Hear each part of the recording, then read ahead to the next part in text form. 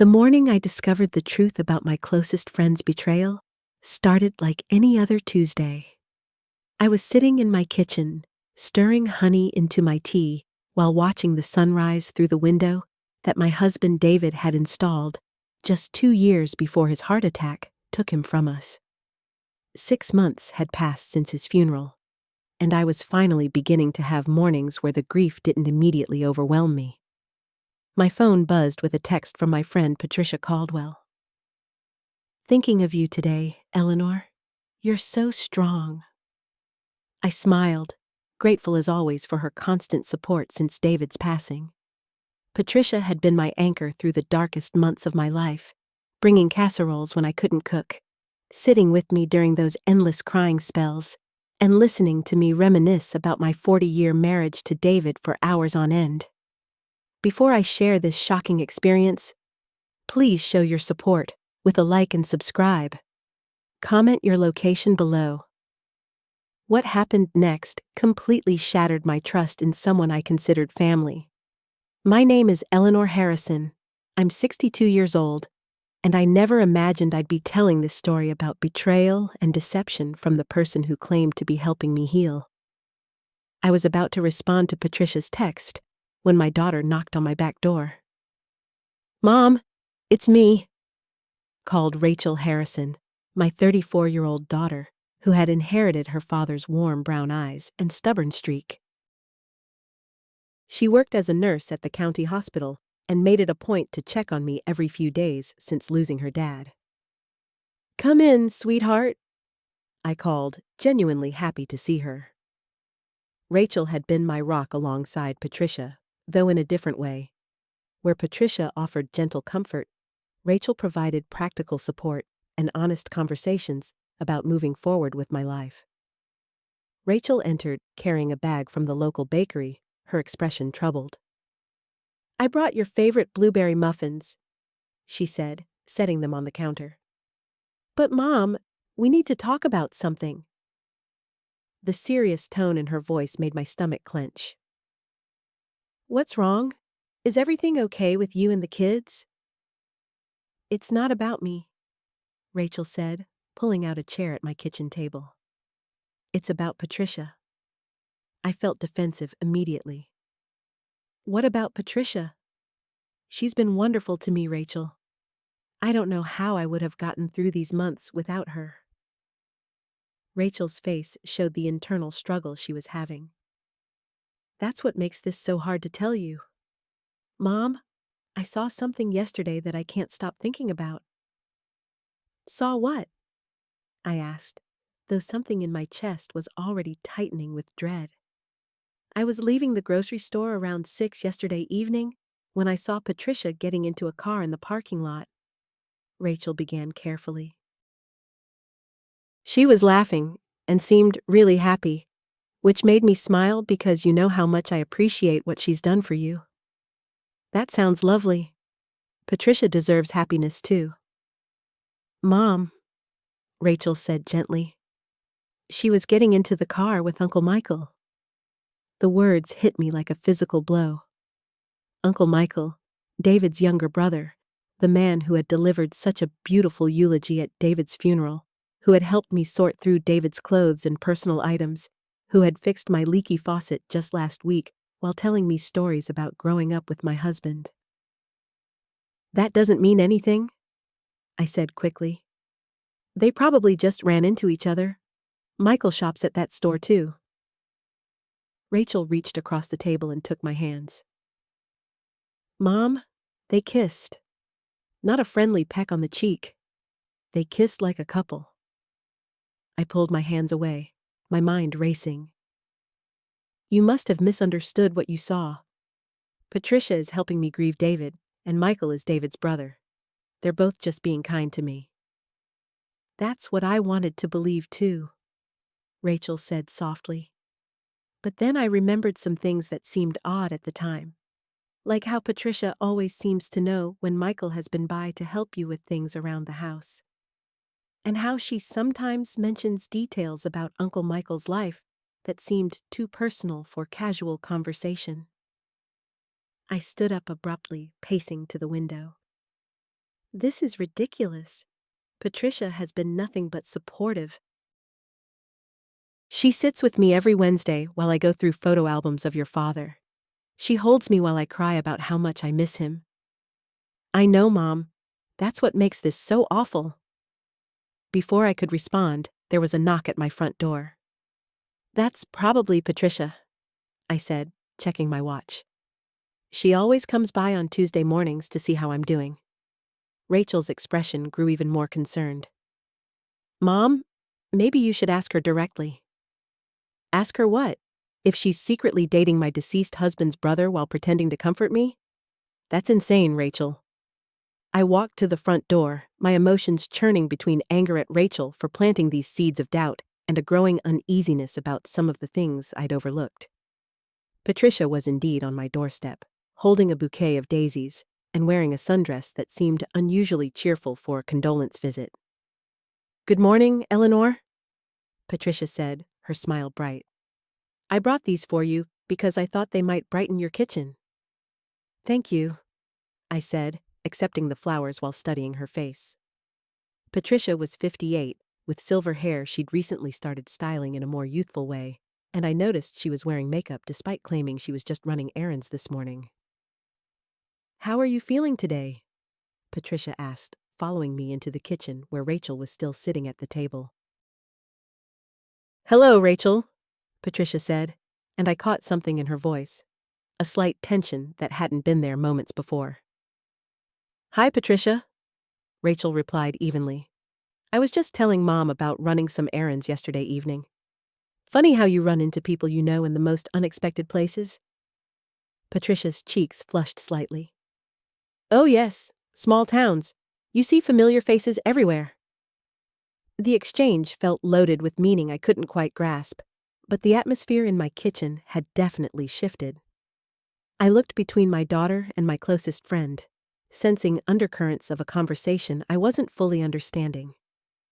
Patricia, I said slowly, Rachel mentioned she thought she saw you yesterday evening at the grocery store. Did she? Patricia's voice was carefully neutral. I do shop there regularly. She said you seemed happy. That's good. You deserve happiness after everything you've done for me.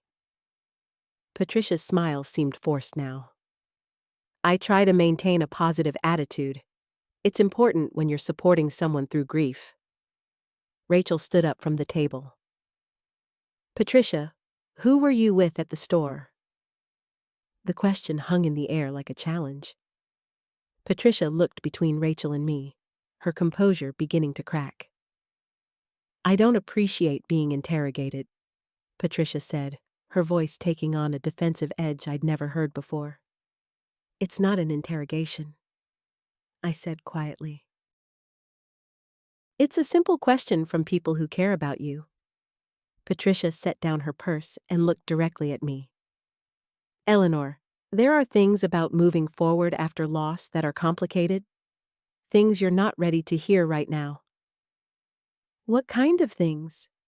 I asked, though my heart was pounding because I was beginning to suspect I didn't want to know the answer.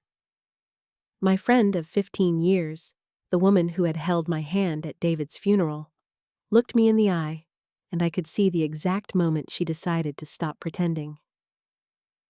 Things about Michael, she said softly.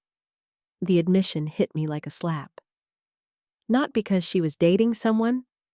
I wanted Patricia to find happiness, but because she had been deceiving me while positioning herself as my primary source of comfort during the most vulnerable period of my life. How long? I asked, my voice barely above a whisper.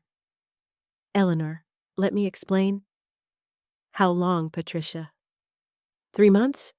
She said, and I felt my knees go weak. 3 months? She had been secretly dating my husband's brother for 3 months while coming to my house twice a week to comfort me through my grief. While listening to me cry about missing David. While helping me decide what to do with his personal belongings. Rachel moved to stand beside me, her hand on my shoulder offering support I desperately needed. I looked at Patricia, really looked at her, and saw a stranger. The woman I had trusted with my deepest pain had been living a double life, comforting me about losing David while secretly beginning a romantic relationship with the man who looked just like him, sounded like him, shared his mannerisms and family stories. "I think you should leave," I said quietly. "Eleanor, please let me explain how this happened. It's not what you think." "What I think," I said, finding strength in my anger, "is that I trusted you with my grief, and you used that trust to cover up something you knew would hurt me." Patricia gathered her purse, tears in her eyes. "I never meant to hurt you. I was trying to protect you." "By lying to me? By deceiving me while I poured my heart out to you about missing my husband?" Patricia had no answer for that. She walked to my front door, pausing to look back. "I do care about you, Eleanor. That was never a lie." After she left, I sank into my chair, trying to process what I'd just learned. Rachel sat beside me, her arm around my shoulders. "I'm sorry, Mom. I wish I hadn't seen anything." "No," I said firmly. "I needed to know. I just don't understand how this happened right under my nose." That's when my neighbor knocked on the back door. "Eleanor, it's Dorothy," came the familiar voice of Dorothy Chen, my 70-year-old neighbor who had become a close friend over the past 5 years. Dorothy was a retired librarian who had moved to our street after her own husband passed away, and she had a gift for appearing exactly when people needed her most. She was also refreshingly direct in a way that balanced Patricia's sometimes overly gentle approach. "Come in, Dorothy," I called, grateful for her practical presence. Dorothy entered, took one look at our faces, and immediately assessed the situation. "What's happened? You both look like you've seen a ghost." "Worse," Rachel said. "We've discovered a betrayal." Dorothy poured herself a cup of tea from my pot without asking, a familiarity I'd grown to love, and sat down with us. "Tell me everything." So I did. I told Dorothy about Rachel seeing Patricia with Michael, about the confrontation, about feeling like a fool for not seeing the signs of deception that had apparently been right in front of me for months. Dorothy listened without interruption until I finished. Then she was quiet for a long moment, processing what she'd heard. "Eleanor," she finally said, "I need to tell you something that's going to be hard to hear." My heart sank.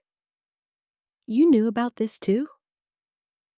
"Not exactly, but I suspected something wasn't quite right with Patricia's frequent visits and her questions about Michael." "What kind of questions?" Dorothy looked uncomfortable. "She would ask when he was coming to help you with household repairs. She'd ask what you and Michael talked about.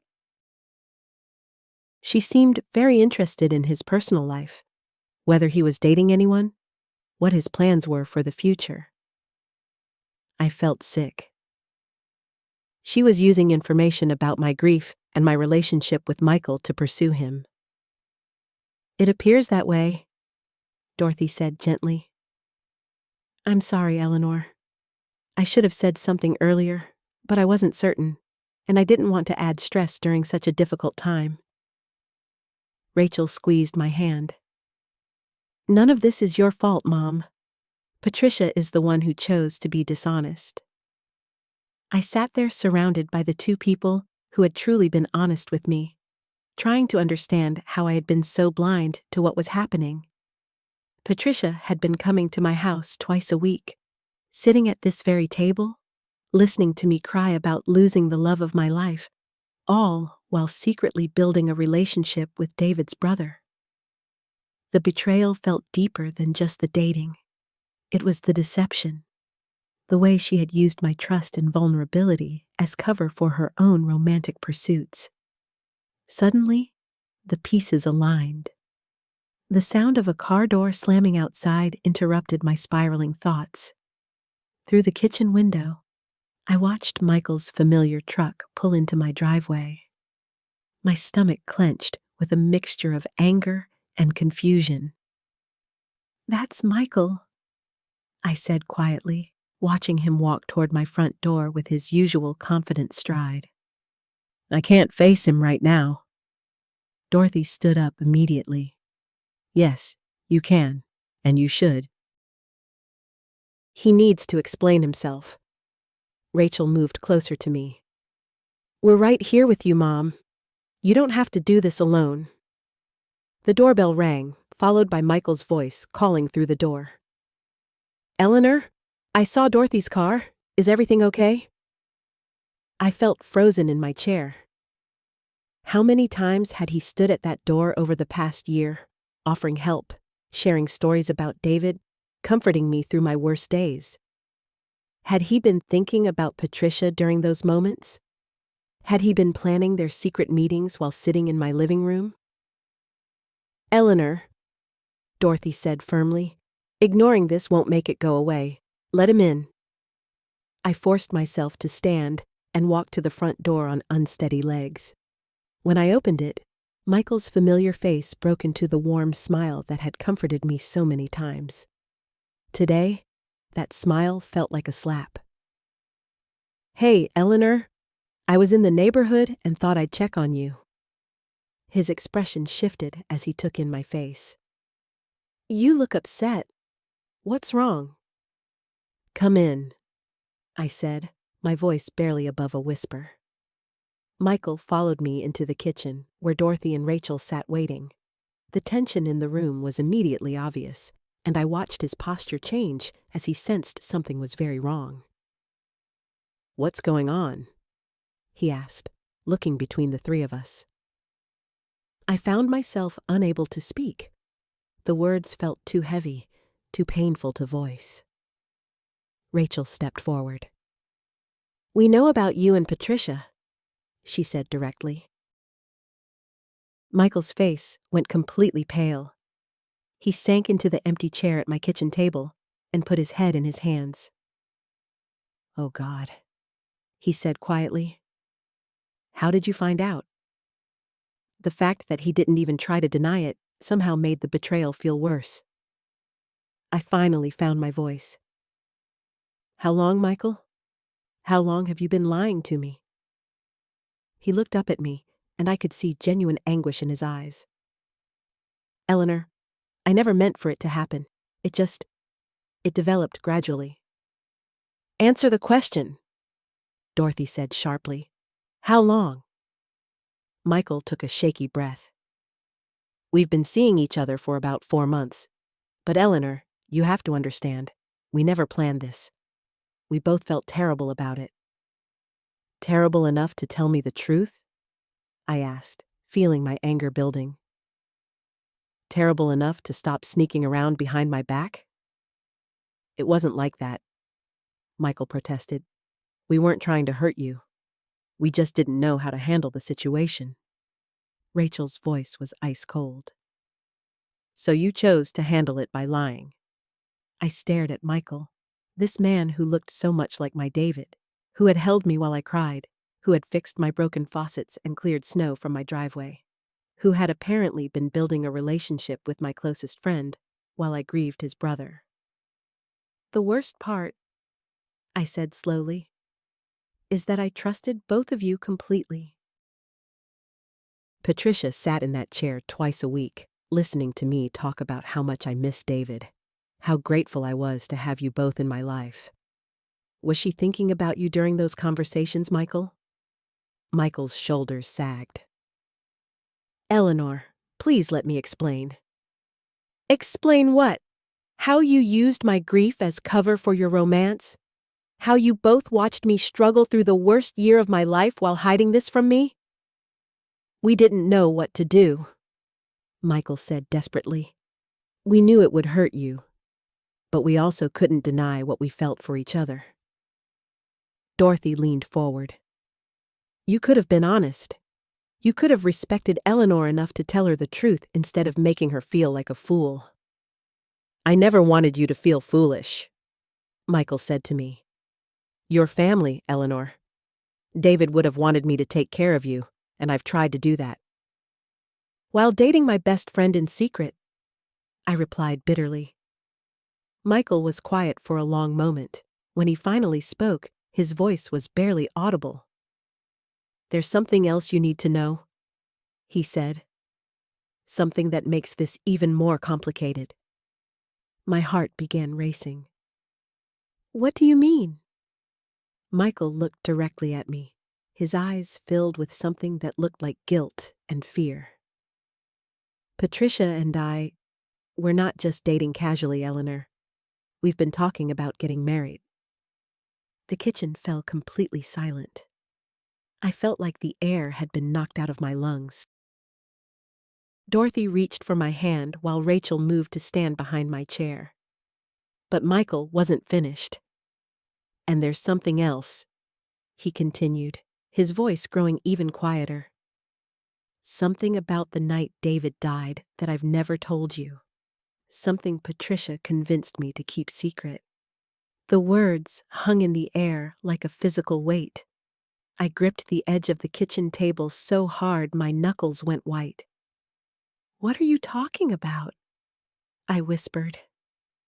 Michael ran his hands through his hair, the same gesture David used to make when he was stressed. The similarity made my chest ache. Eleanor, I don't know how to say this. Just say it, Dorothy snapped. You've already blown up her world today. What's one more bomb? Rachel moved closer to my chair. Michael, what happened the night David died? Michael looked at each of us, then down at his hands. David called me that night, about an hour before the accident. My breath caught. He called you? You never told me that. He was upset, Michael continued. Really upset. He'd found out something that afternoon, and he needed to talk. Found out what? I asked, though part of me didn't want to know. Michael's voice was barely audible. He'd discovered that his business partner had been embezzling money from the company. Thousands of dollars over the past 6 months. David had been going over the books all week, trying to make sense of the discrepancies. I stared at him. David had owned a small construction company with his longtime friend. In the year since his death, the business had been dissolved quietly. I'd assumed it was just because losing David made it impossible to continue. He was driving to confront him when the accident happened, Michael said. He was angry, distracted. The police said he ran the red light, but David was always such a careful driver. I think he was just so focused on what he'd discovered that he wasn't paying attention. Dorothy's voice was sharp. Why didn't you tell Eleanor this before? Because what good would it have done? Michael looked at me with desperate eyes. David was gone. Knowing that he died angry and betrayed wouldn't have brought him back. It would have just made Eleanor's grief worse. That wasn't your decision to make, Rachel said firmly. Patricia agreed with me, Michael said. When I told her what David had said on the phone, she said we should protect Eleanor from knowing. She said Eleanor needed to remember David as happy, not consumed with anger about being cheated. I felt like I was hearing about a stranger's life. Patricia knew about this from the beginning? Michael nodded. I called her right after the police called me about the accident. I was falling apart and I needed someone to talk to. She came over that night and we talked about whether to tell you. We decided together that it would be better if you didn't know. So you've been keeping secrets from me since the night David died? I said slowly. And then you started keeping different secrets when you began your relationship. It wasn't planned, Eleanor. Patricia was helping me deal with the guilt I felt about David's last phone call. We spent a lot of time together, talking about him, about you, about everything. Somewhere in all those conversations, we started caring about each other in a different way. Dorothy stood up abruptly. This is unbelievable. You used David's death as the foundation for your relationship, and you built it on lies. It wasn't like that. Michael protested. It was exactly like that, Rachel said. You created this secret bond with Patricia over information you kept from Eleanor. That's not comfort, that's conspiracy. I felt numb, like my emotions had short-circuited. How long have you been planning to marry her? We've only been talking about it for a few weeks, Michael said. We know it's complicated, but we love each other, Eleanor. We didn't mean for it to happen, but it did. And you thought you could just spring it on me? Your secret girlfriend is now going to be your secret wife? Michael's face crumpled. We were trying to figure out how to tell you? Patricia wanted to end our friendship first, to make it easier for you to accept our relationship. But I thought that would hurt you more.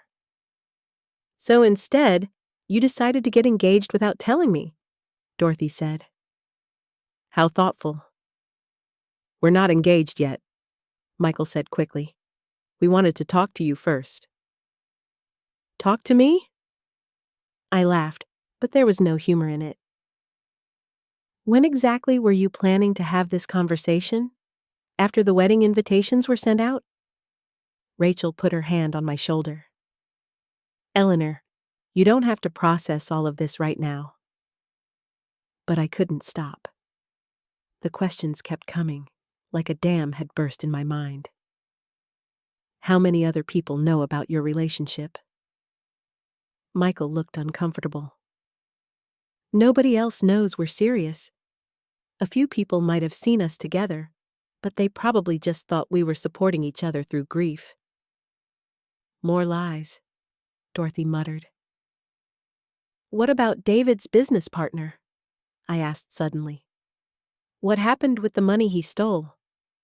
Michael shifted in his chair. That's complicated too. Of course it is, Rachel said dryly. After David died, I met with the business partner to settle the company's affairs. I confronted him about what David had discovered. He broke down and admitted everything. He'd been gambling, got in over his head, and started taking money to cover his debts. Did you report him to the police? I asked. Michael shook his head. He paid back every penny, plus interest. He was destroyed by guilt, especially knowing that David died on the way to confront him. I felt like David would have wanted me to give him a chance to make it right, rather than destroy his life. Another decision you made without consulting me, I said. I was trying to protect you from more pain. Stop saying that! I stood up so quickly my chair scraped against the floor. Stop pretending this was about protecting me. You made these choices because they were easier for you. Telling me the truth would have been harder, messier, more complicated, so you took the easy way out again and again. Michael's eyes filled with tears. Eleanor, please. I know I've handled everything wrong, but I do love you like a sister. You're David's wife, and that means everything to me. I was David's wife, I corrected him. And if I meant everything to you, you wouldn't have spent the last year lying to me. The kitchen fell silent again. Outside, I could hear the neighbor's dog barking and the distant sound of traffic. Normal life continuing while mine fell apart. There's something else, isn't there? I said suddenly, reading something in Michael's expression. You said Patricia convinced you to keep the secret about David's last night. What else did she convince you to do? Michael went very still. What do you mean? I mean, there's more. I can see it on your face.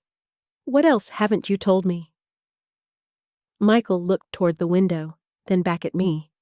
When he spoke, his voice was so quiet, I had to strain to hear him. The life insurance money, Eleanor. Patricia helped me figure out how to make sure you got the full payout without any delays or questions about David's state of mind when he died. The words hit me like ice water. I gripped the back of my chair so hard my knuckles went white. What did you just say? Michael's face had gone ashen. He looked like he was about to be sick. Eleanor, I can explain. The life insurance? My voice came out as a whisper. What about David's state of mind? Rachel leaned forward, her expression sharp. Michael, what are you talking about? Patricia finally spoke, her voice shaky.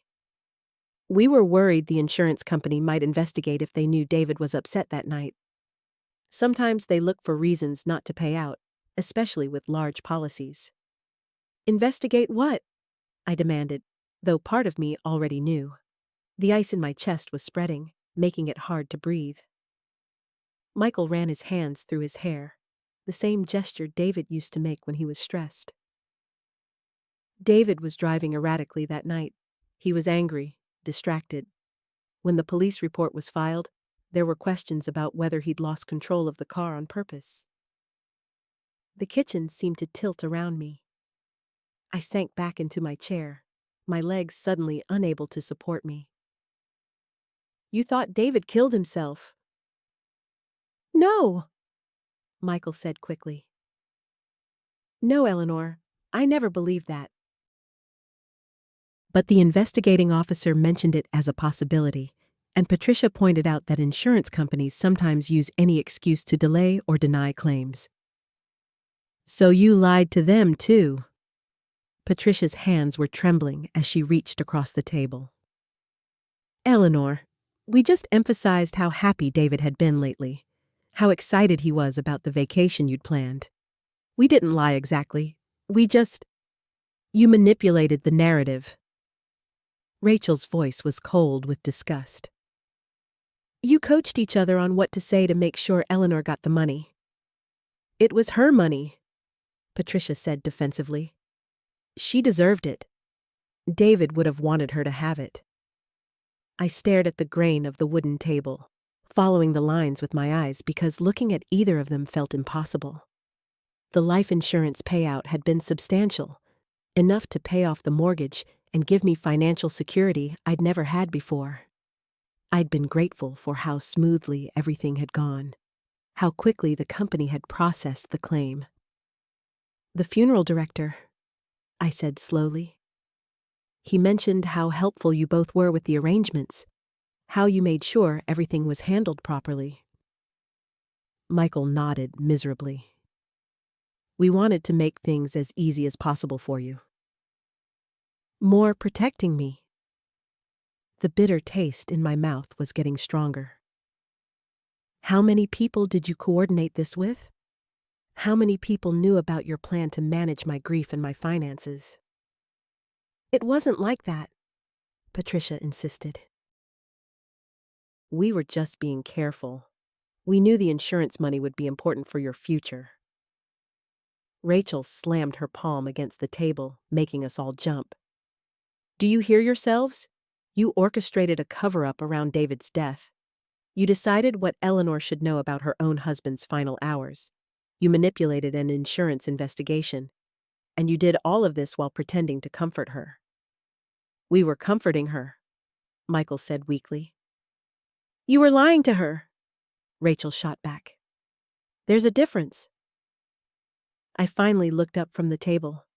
Both Michael and Patricia appeared smaller somehow, hunched in their chairs like children caught in wrongdoing. The late afternoon light streaming through the window had shifted, casting longer shadows across the room. I need to know exactly what you told the insurance investigator, I said quietly. Michael swallowed hard. We said David had been in good spirits lately, that you two had been talking about the future, making plans. Patricia mentioned how David had been excited about expanding the business. All things that were true, Patricia added quickly. We just didn't mention the business partner situation. Or that he'd been stressed about money. Or that he'd discovered his partner was stealing from him. Or that he'd been losing sleep over it for weeks. Michael nodded at each point, looking more miserable with every admission. The police report, I continued. What exactly did it say about his driving? There were skid marks, Michael said reluctantly. The car went off the road on a curve. The investigating officer said it looked like David had been going too fast and overcorrected when he started to skid. But the officer also noted that the skid marks were consistent with sudden braking, like David had been distracted and realized too late that he was approaching the curve. Rachel was watching me carefully. "Eleanor, are you okay?" I wasn't okay. Nothing about this was okay. For over a year, I'd been living with a version of David's death that had been carefully curated by the two people I'd trusted most. Every time I'd wondered about his final moments, every time I'd tried to imagine what he'd been thinking, I'd been working with incomplete information. "Did you read the police report?" I asked.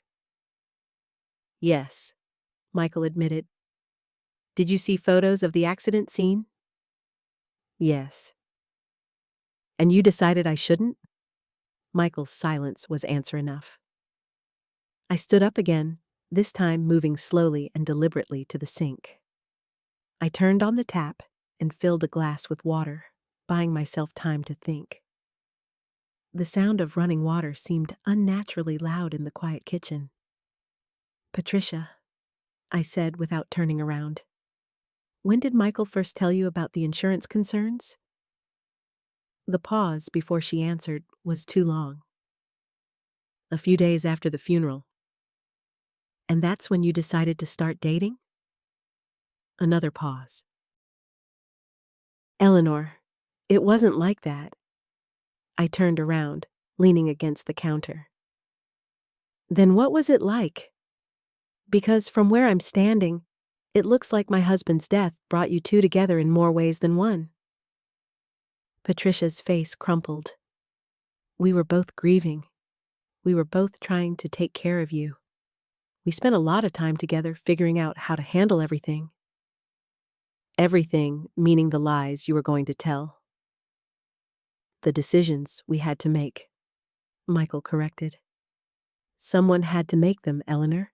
You were barely functioning." The glass in my hand was getting warm from my grip. "So you made them together, like a couple." Neither of them responded. "How romantic," Rachel said dryly. I set the glass down harder than necessary. "I want to see the police report.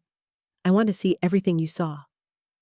Michael and Patricia exchanged a look that made my stomach clench. "Eleanor," Michael said carefully, "are you sure that's a good idea?" "Don't." I held up my hand.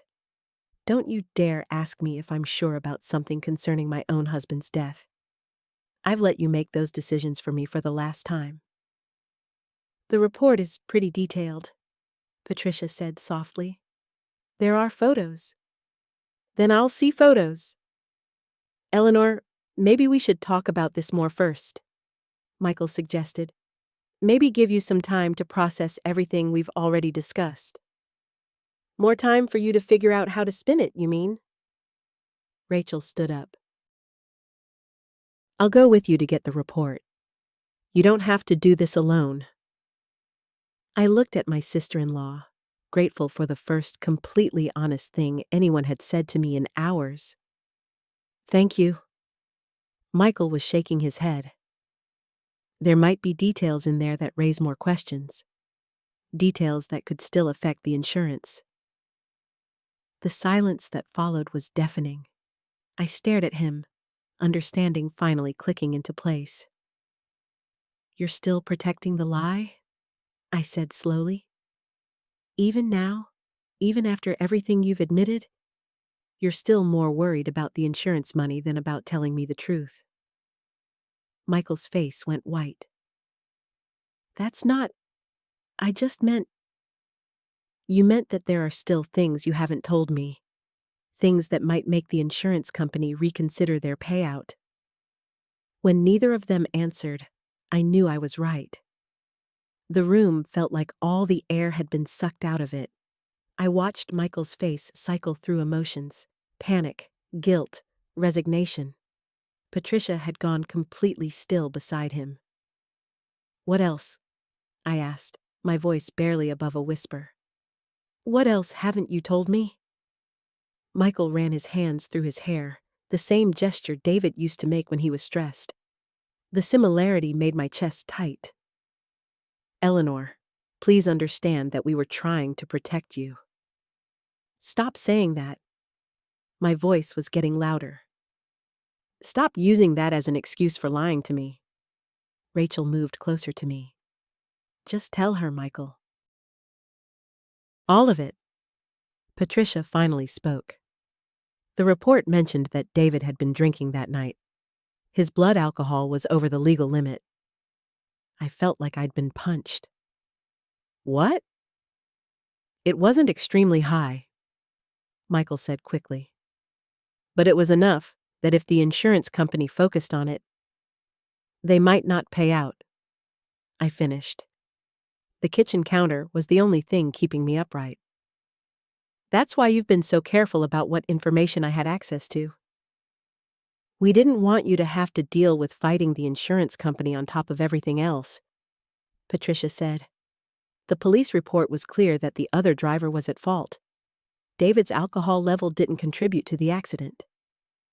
But the insurance company might not see it that way, Rachel said grimly. I looked at Michael. You knew this the night he died.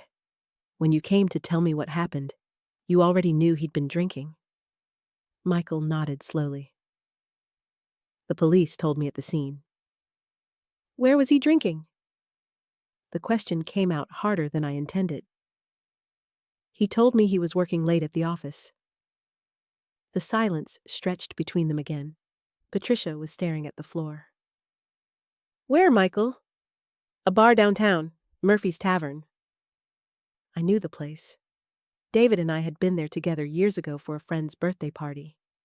It wasn't the kind of place you went alone after work. Was he alone? Michael's jaw tightened. Eleanor, I don't think this is helpful. Was he alone? I repeated, looking directly at Patricia. She met my eyes for the first time since they'd arrived. No. The word hung in the air like a blade. Rachel stepped closer to me. Who was he with? I asked.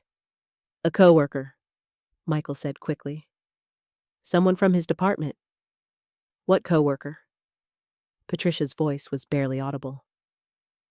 Lisa Chen from accounting. I knew Lisa. She was maybe 28, single, pretty, in a way that made other women notice when she walked into a room. David had mentioned her a few times over the past months, always in passing, always in the context of work. How do you know who he was with? I asked. The bartender told the police, Michael said. They were interviewing everyone who saw him that night. Were they together, or were they just having drinks? Neither of them answered, which was answer enough. Rachel's hand found my shoulder. Eleanor? I shook my head. No, I need to know. I need to know all of it. I looked at Patricia. You knew about this. You knew he was cheating on me. We don't know that, Patricia said quickly. We know they were having drinks. That's all we know for certain. Don't. I held up my hand. Don't minimize this. You've both been sitting on the information that my husband was out drinking with another woman the night he died. You've been lying to me about where he was and who he was with for 8 months. Michael stepped forward. We were trying to spare you pain that wouldn't change anything? You mean you were trying to spare yourselves having to deal with me knowing the truth? That's not fair, Patricia said. I turned on her. Fair? You want to talk about fair? You've been consoling me about losing the love of my life while you knew he might have been cheating on me. You've been holding me while I cried about missing him while you were secretly dating his brother. Don't talk to me about fair. Patricia's eyes filled with tears. I know how this looks. Do you? Because from where I'm standing, it looks like everyone in my life has been lying to me while I've been grieving a man who might not have deserved it. David made a mistake, Michael said firmly. Maybe several mistakes. But he loved you, Eleanor. I know he loved you. Did he tell you that? In between asking you to lie to me about how he died? Michael's face darkened. He never asked me to lie about anything. These were decisions Patricia and I made together after he was gone. Together, I repeated, while you were falling in love with each other. Rachel cleared her throat. Eleanor, maybe we should take a break. This is a lot to process. No? I was surprised by the strength in my own voice. I'm done taking breaks. I'm done letting other people decide what I can and can't handle. I looked at Michael. I want to see the police report. Today. And I want to talk to Lisa Chen. Patricia's head snapped up.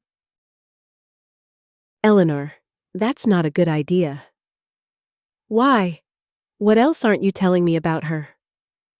The silence stretched between us, heavy and suffocating. Patricia's face had gone pale, and I could see her hands trembling slightly as she clasped them in her lap.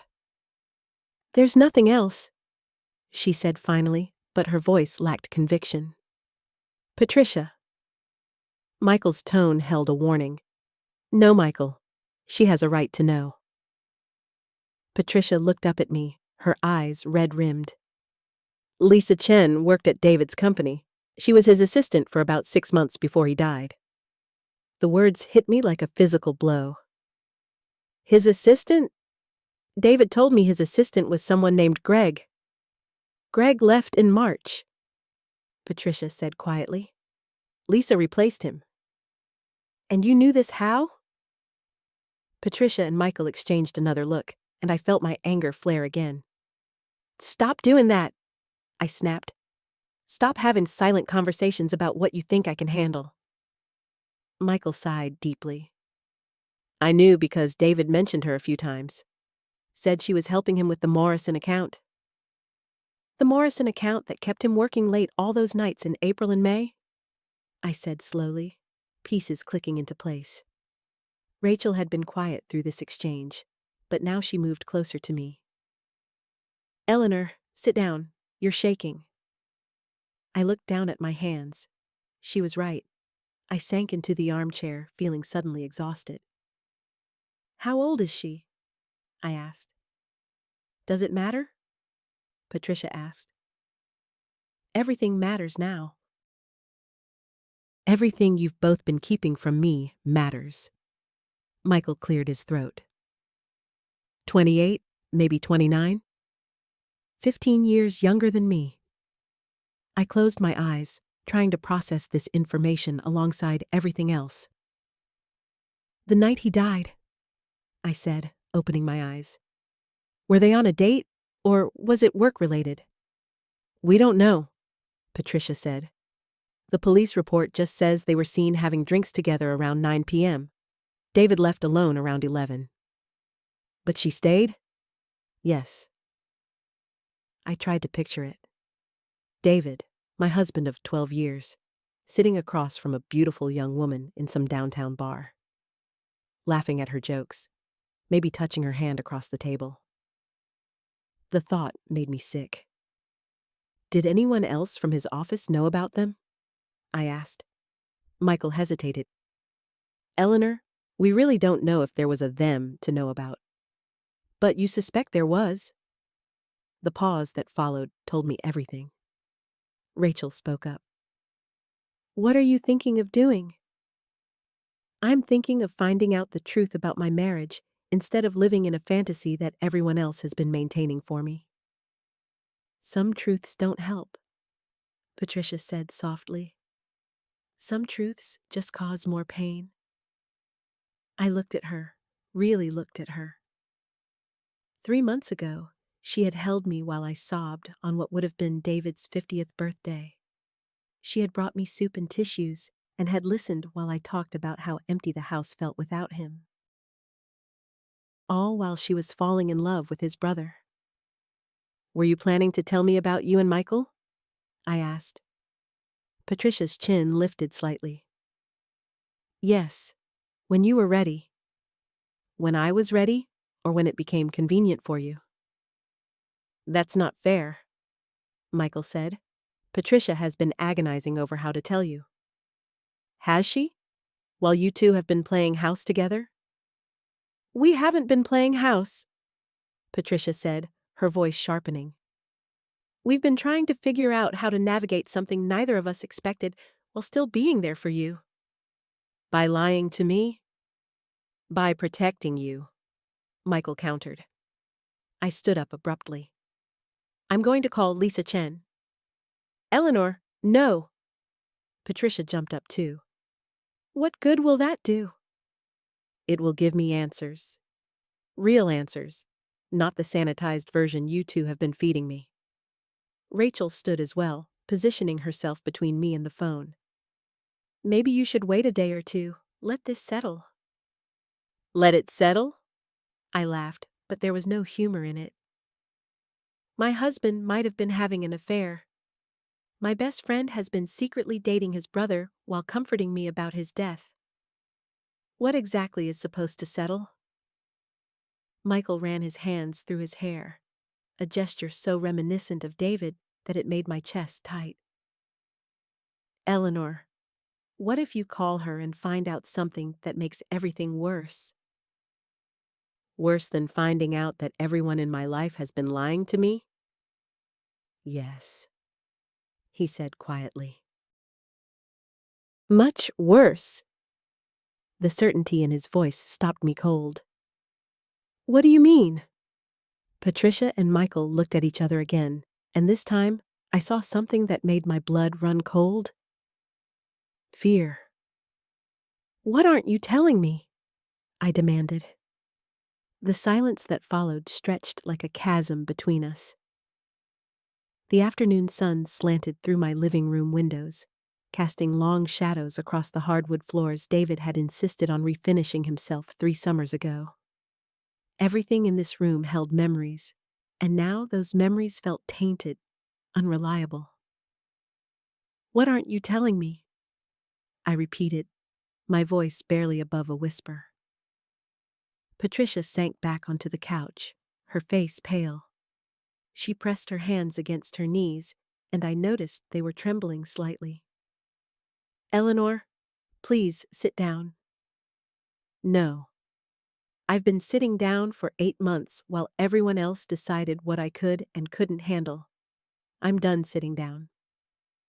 Michael moved closer to his armchair, not quite sitting, but leaning against its arm. The gesture reminded me of David during difficult conversations, the way he would position himself carefully, as if physical placement could somehow make hard words easier to deliver. The night David died, Michael began, then stopped. What about it? My heart was already racing. Rachel shifted on the love seat, pulling her legs up beneath her. Maybe this isn't the right time. There is no right time, I said. There's only now, and I need to know. Patricia looked up at me, and I saw tears gathering in her eyes. David called Michael that night, before the accident.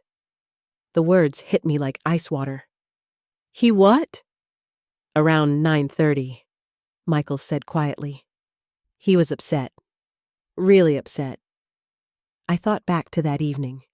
David had been quiet during dinner, distracted.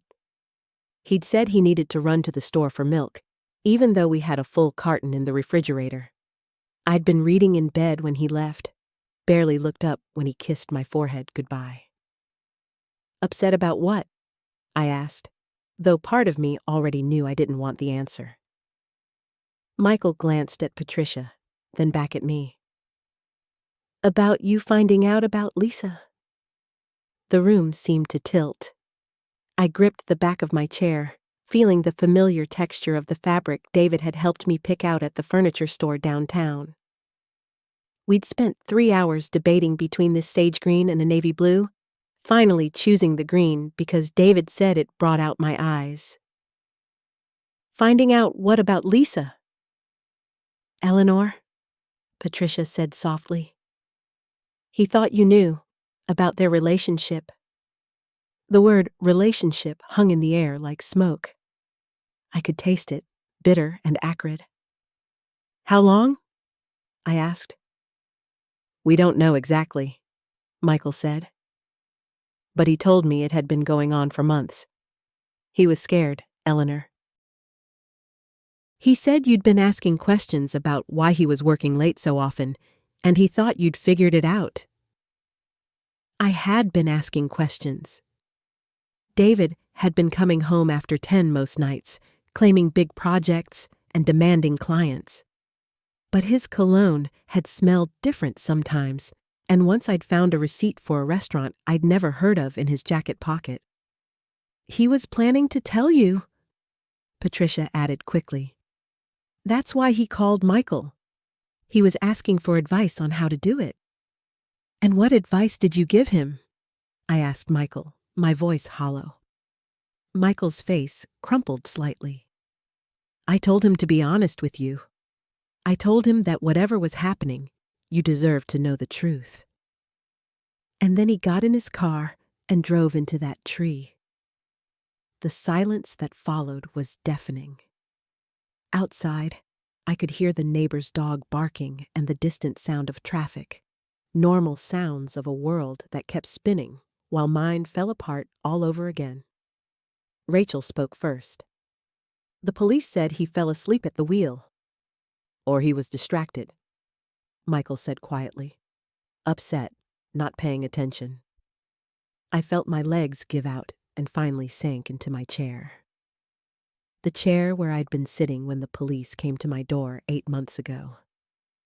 The chair where I'd made dozens of phone calls to cancel David's appointments and close his accounts.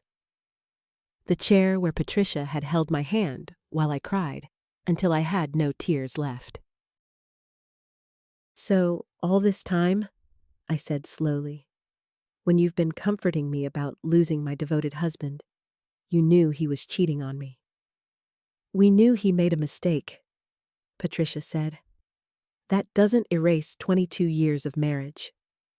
Doesn't it? I looked at her, this woman who had been my closest friend for over a decade. How can I trust any of my memories now? How can I trust any of you? Because we love you, Michael said. Because David loved you, despite what happened with Lisa. Did he? I asked. Or was that just another lie I was too stupid to see? Eleanor, no, Rachel said firmly. Don't do that to yourself. But I was already spiraling, thinking about every conversation, every touch, every I love you from the past year of my marriage. Had David been thinking about Lisa when he held me? Had he been comparing us? Had he been planning to leave me? There's something else, Patricia said so quietly I almost didn't hear her. My blood turned to ice. What else? Michael shot Patricia a warning look, but she ignored it. David had made an appointment. What kind of appointment? With a lawyer. The words hit me like a physical blow. I doubled over, gasping, as if someone had knocked the wind out of me. The lawyer appointment. Those 3 words echoed in my head like a death knell, drowning out everything else. I couldn't breathe properly, couldn't think past the crushing weight of what that meant. David had been planning to divorce me. All those months I'd been mourning my loving husband, grieving the life we'd built together. He had been preparing to tear it all down. Eleanor, breathe. Rachel's voice came from far away, though I knew she was sitting right across from me. Just breathe. But I couldn't. The room felt like it was closing in, the walls pressing closer with each revelation. 22 years of marriage, and in the end, David had chosen someone else. Someone younger. Someone who didn't have my stretch marks or gray roots or the tired eyes that came from decades of working and worrying and trying to keep a household running. When? I managed to gasp out. Patricia looked like she wanted to disappear into the couch cushions. 2 days before the accident? 2 days. 48 hours between David making that appointment and dying in his car on Route 9. Had he been thinking about Lisa when he lost control? Had he been rehearsing what he'd say to me, planning how to divide up our life together like it was nothing more than assets on a balance sheet?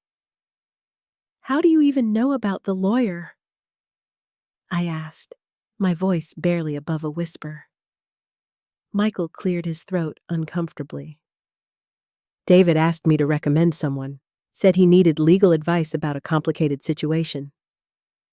"And you recommended someone?" "I gave him a name, yes, but Eleanor, I thought he was talking about a business issue, some problem with a client or a contract dispute. I never imagined that he wanted to divorce his wife." I finished for him. The bitterness in my voice surprised even me. "I swear to you, if I had known what he was really asking about, I would have told him to talk to you first, to try counseling, something." I stared at Michael, trying to read his face, trying to determine if this was another lie wrapped in good intentions. But he looked genuinely stricken. His usual composed demeanor cracked wide open. "So you all knew David was having an affair, and you," I pointed at Michael, "helped him find a divorce lawyer, and none of you thought I deserved to know any of this while it was happening?" "We didn't know about the affair until after," Patricia said desperately. "I swear, Eleanor, we found out the same way you just did, from Lisa herself." "When?" Rachel and Patricia exchanged another one of those loaded glances that made my stomach turn. "Last week," Rachel admitted. "She came to Patricia's house, said she'd been carrying this guilt for months and couldn't stand it anymore." Last week. While I was finally starting to have good days again, finally beginning to imagine a future where I might be okay, Lisa was unburdening herself to my friends, probably crying prettily about how terrible she felt, how sorry she was, how David had pursued her. "What did she say exactly?" I asked. Patricia twisted her wedding ring around her finger, a nervous habit I'd watched her do through countless difficult conversations over the years, but never one like this. She said it started about 6 months before David died. They met at some conference in Boston. She was there for her company. He was there for his. They ended up at the hotel bar, talking about work, about life. She said it felt easy, comfortable. "Comfortable," I repeated flatly. "She said David talked about you a lot that first night, about how hard you'd been working, how stressed you seemed, how distant you both felt." I flinched. It was true that the year before David died had been difficult for us. I'd been dealing with my mother's declining health, spending weekends at her assisted living facility, handling her medical appointments and financial affairs. David had seemed understanding at the time, picking up slack around the house, telling me to focus on Mom. But apparently, he'd been sharing his feelings with Lisa instead of with me. "So she seduced my lonely husband?" I asked. "She said it wasn't like that," Patricia continued reluctantly. "Said they exchanged numbers to stay in touch professionally, but then the texts became more personal, more frequent. And then? They started meeting for coffee when she was in town. Lunch? Eventually?" Patricia trailed off. "Eventually what, Patricia? Say it." "Eventually they slept together." The words hung in the air like smoke. I felt strangely numb now, past the initial shock, and into some gray territory where nothing felt quite real. "How many times? Eleanor, does it matter?" "It matters to me." Patricia looked miserable. "She said it happened maybe 10 times over those 6 months. Always at hotels. Never anywhere you might see them. 10 times. 10 separate occasions where David had made the choice to betray our marriage, to lie to me, to come home and kiss me hello while carrying the scent of another woman." Michael leaned forward in his chair. "Eleanor, I need you to know something. When David called me about the lawyer, he sounded terrible, conflicted. He said he'd made a huge mistake and didn't know how to fix it. So, he decided to divorce me instead of trying?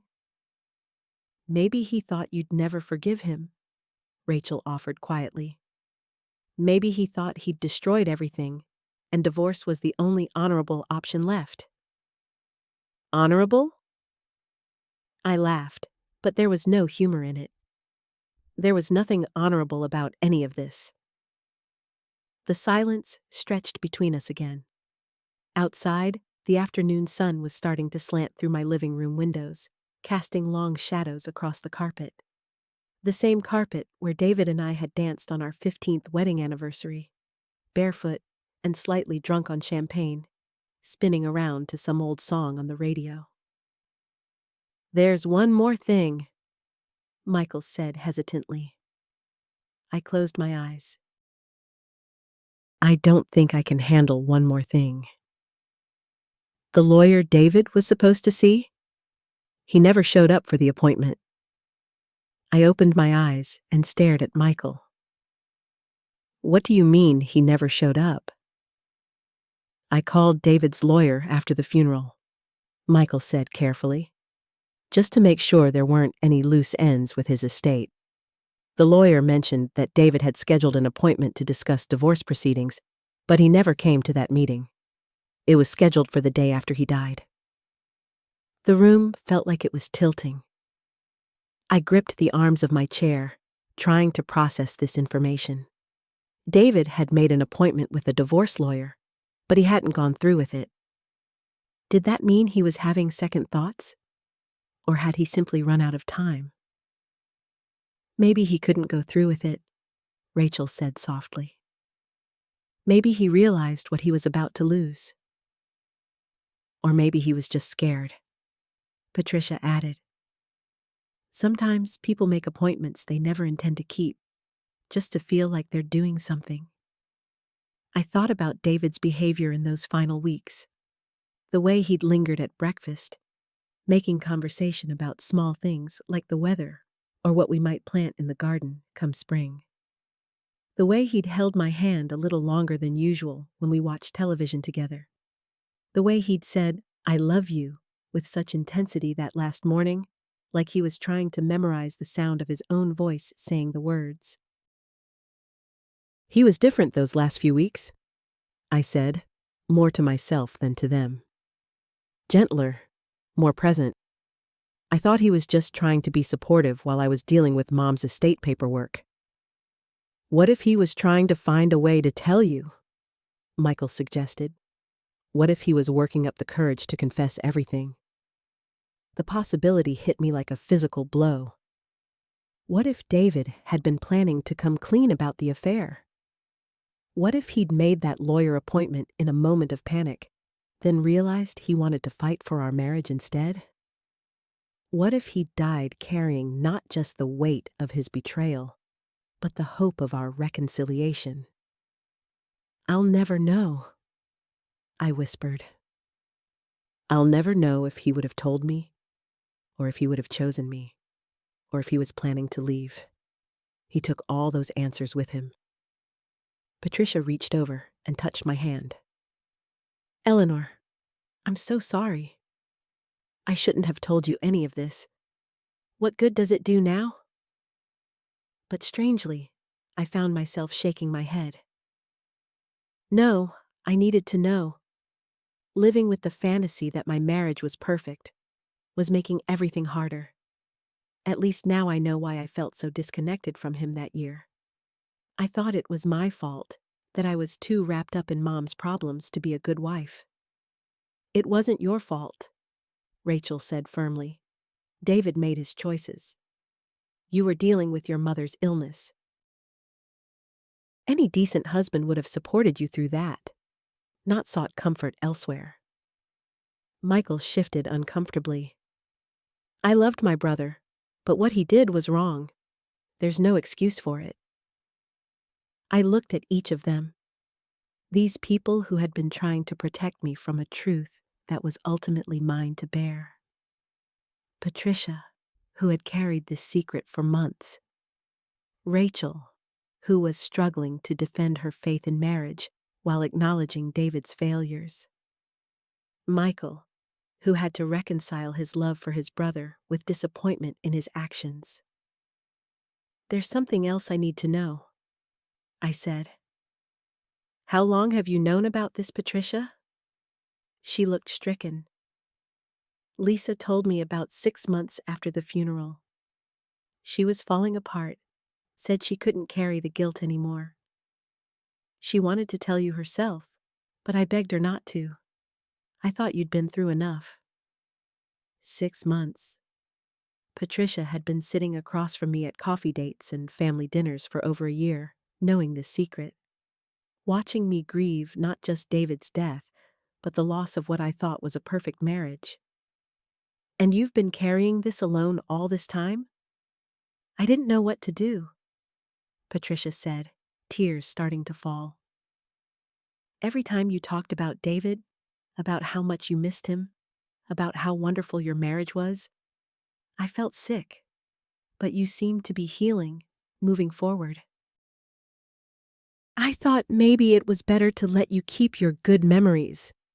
The afternoon light was fading now, and I realized we'd been sitting in my living room for hours, dismantling my understanding of the last year of my marriage piece by piece.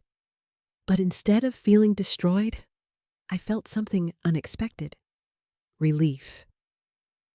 "You know what the worst part was?" I said, feeling like I'd failed him somehow. Like I hadn't been enough. Now I know that what I felt wasn't paranoia or insecurity. Something really was wrong between us, and it wasn't because I wasn't trying hard enough. Rachel nodded. "You trusted your instincts, and they were right." "But here's what I don't understand," I continued, looking directly at Patricia. "If Lisa felt so guilty about the affair, why is she now pursuing something with Michael?" The question hung in the air like a challenge. Michael's face went pale, and Patricia looked like she might be sick. "I can answer that," Michael said quietly, his voice heavy with something I couldn't quite identify. "Because she's not pursuing anything with me. I've been pursuing her." The confession hit the room like a physical blow. Patricia's hand flew to her mouth, and Rachel made a small sound of surprise. "Michael," Patricia whispered, but he held up his hand. "No, I need to say this. I need to be honest for once." He leaned forward, his elbows on his knees, his hands clasped tightly together. "After David died, I started spending more time with Lisa. At first, it was just to check on her, make sure she was okay. But then she broke down one night and told me everything about the affair." "And instead of being disgusted, you were drawn to her?" I asked, my voice sharper than I intended. "It's not that simple," Michael said, running his hands through his hair. "When she told me what happened, I saw how destroyed she was by it, how much guilt she was carrying. She said David had convinced her that you two were essentially separated, that the marriage was over in everything but name." "That's convenient," Rachel muttered. "I'm not defending what they did," Michael said quickly. "But Lisa genuinely believed that David was going to leave you? He painted a picture of a marriage that was already dead, said you were more like roommates than husband and wife." I felt a familiar stab of pain, but it was different now. Instead of self-doubt, it was anger. Pure, clean anger at David for his manipulation and lies. "So you decided to comfort the other woman?" I asked. "I decided to comfort someone who was hurting," Michael replied. "Someone who had been lied to and manipulated just like you had been. The feelings that developed, they surprised me too." Patricia finally found her voice.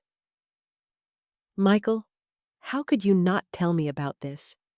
How could you keep something this big from your own mother?" "Because I knew exactly how you'd react," he said, looking at her with a mixture of love and frustration. I knew you'd be horrified. I knew you'd think I was betraying David's memory, or worse, betraying her. He gestured toward me. Because you are, Patricia said flatly. This is exactly what I was afraid of. This family falling apart, everyone choosing sides, secrets destroying what's left of us.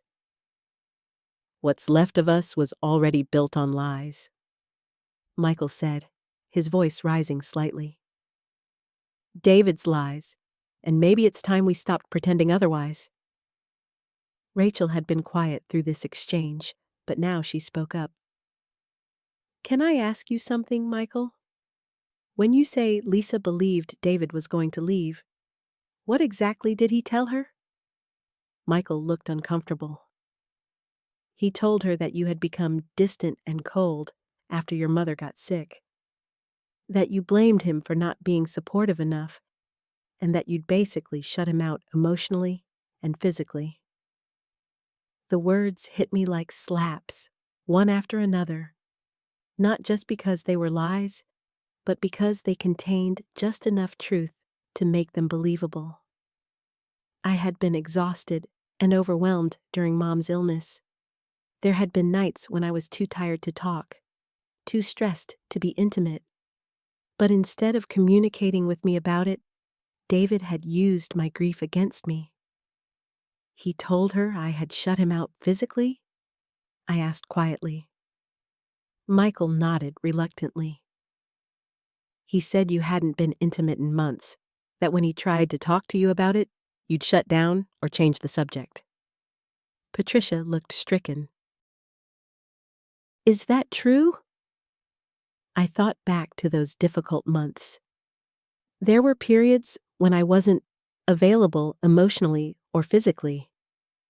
I was spending every spare moment at the hospital or dealing with insurance and care arrangements. But David never talked to me about feeling neglected. He never said he was struggling with our marriage.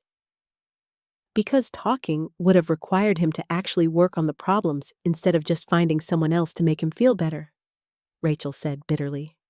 The thing is, I continued, there were times when I reached out to him too, when I needed comfort or support, and he was often distracted or distant. I thought he was just dealing with his own grief about Mom in his own way. Now I wonder if he was already involved with Lisa. Michael shifted uncomfortably. According to Lisa, it started as just coffee dates. David would complain about feeling lonely in the marriage, and she was going through her own divorce. They were just friends at first. Until they weren't, Patricia said coldly. Until they weren't, Michael agreed. But by then, David had convinced her that your marriage was essentially over, that it was just a matter of time before you two separated formally. I stood up abruptly and walked to the window, looking out at the garden David and I had planted together 3 years ago. The roses were blooming now, the ones he'd insisted on even though I'd wanted something lower maintenance. You know what's interesting? I said without turning around. David never once suggested we go to counseling. Never once asked if we could find a way to reconnect after Mom died. He just decided our marriage was over and started shopping for a replacement. I don't think it was that calculated, Michael said softly. Wasn't it? I turned to face him. He told Lisa exactly what she needed to hear to make the affair seem justified. He never fought for our marriage or even talked to me about his concerns. And now you're telling me that instead of feeling guilty about betraying his brother's memory, you're falling for the same woman who helped destroy my marriage? That's not fair, Michael said, standing up now too. Lisa didn't destroy your marriage. David did. She was a victim of his lies just like you were. A victim? Patricia's voice was incredulous. She was a married woman having an affair with another married man? That makes her many things. But victim isn't one of them.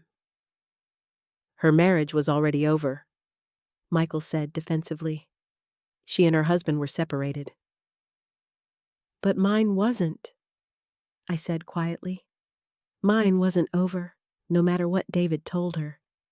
If she had really believed our marriage was finished, why didn't she suggest David file for divorce before starting anything with him? Why all the secrecy? The question hung in the air, and I could see Michael struggling with it. Because she knew, deep down, that what they were doing was wrong, Rachel said. Just like David knew. Just like you know, Michael. So, what am I supposed to do? Michael asked, and for the first time since this conversation started, he sounded lost rather than defensive. Pretend I don't have feelings for her? Punish her forever for something that happened when she was being manipulated and lied to? You're supposed to consider how your choices affect the people who love you, Patricia said firmly. You're supposed to think about whether starting a relationship with your deceased brother's mistress might hurt your sister-in-law and destroy what's left of this family. But what if she makes me happy? Michael asked quietly. What if we could actually build something good together? Don't I deserve that? The raw honesty in his voice made me turn away from the window and really look at him. He wasn't just being defensive or rebellious. He was genuinely torn between his feelings and his loyalty to family. Of course, you deserve to be happy, I said gently. But Michael, do you really think you can build something healthy with someone when the foundation is this complicated? When every time you're together, you'll be thinking about the secret she kept with your brother? When I'll always be wondering if you two are talking about David's version of our marriage? We don't talk about David, Michael said quickly. But he's always there, isn't he? I pressed. The reason you met, the reason she was available, the reason this whole situation exists. Can you honestly say that when you look at her, you don't think about the affair? Michael's silence was answer enough.